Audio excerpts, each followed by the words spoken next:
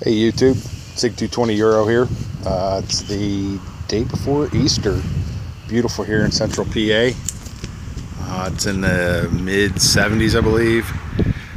Could smell better. That field over there, the manure spreader just went by. They're spreading liquid manure. So, oh, if we had smell-o-vision.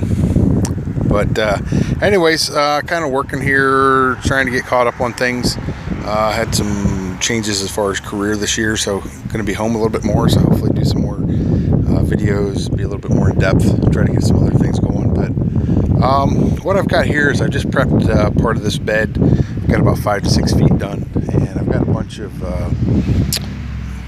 onion sets that I'm going to try to get planted, and some yellow and some white.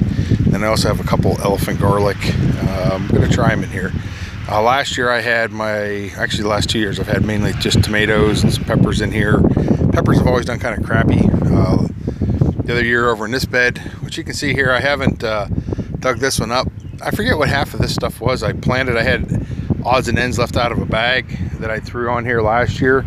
So you can see some of that looks like some kale, I believe, and then I had like 1 or 2 little spinach plants that somehow kind of survived over the winter, and they're in there. I trimmed them off. I'm going to actually take a few of those leaves tonight for a little bit of just to add some freshness to our salad.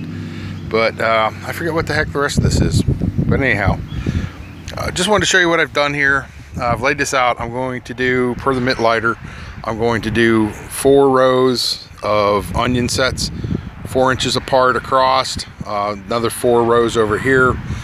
I've only got enough of the elephant bulbs for, I've got 6 bulbs. I think I'm going to do 3 of those here, just kind of spaced across. And then I'm going to try to stick one in, just out of curiosity, over here by my raspberry plants, because I see they're supposed to be a good companion plant. So we'll try that out, see what goes. Okay, so kind of shadows from my T-frame overheads here casting down, but hopefully this is coming out. It's kind of hard for me to see the screen, but I had made 4 basically marks, just stuck my finger in it at 2 inches and then 4 inches in between. Same thing down on this end. Then what I did is I took that stick you see laying there across the end and used that and just kind of slid it back and forth to make grooves. I'm just going to lay the tape measure out rather than going and making more marks this way. I'm just going to lay the tape measure in here and mark, same thing, come in 2 inches. That'll be my first set across, and then every 4 inches down. I believe I can get, the one bag has 40 bulbs and the other one has 80. I don't know if I'll plant all of them. If there's some scruffy ones or something, I'll probably toss them, but I believe in 36 inches I can get 40 onions. So if I can get both of the bags in, and both of these are basically going to come down 5 feet on each side and maybe a little further on one, but we'd be looking at about 120 onions.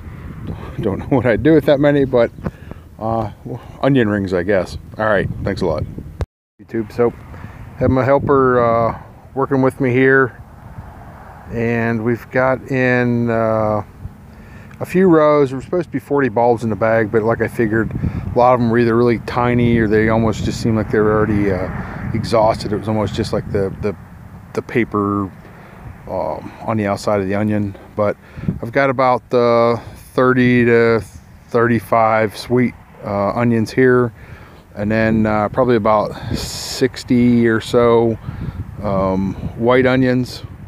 And then, you know, I know that's supposed to be it, 4 rows and 4 rows, but to me the thing that never makes sense is all the dead space in the middle. So what I did do, looking under the companions, I did see that carrots and onions are supposed to go together fairly well as far as for growing. Funny enough, they also work together well in cooking. So what I did do was I've got 2 rows of carrots that I put in here, just kind of equal, split the space off. There's some Danver 126s on the far side, and this closer side was I believe that they're a Scarlet Nantucket or Nanking, something like that. I did write it on the, I don't know if you can see the tags there, but I did write it on the tags and stuffed it down on the ground, so that way hopefully it won't wear off from the UV. But so overall, and then I do have a couple of these giant garlics. I kind of interspersed here and there in the onions. Again, from what I've read, onions and garlic are supposed to go well together as far as growing.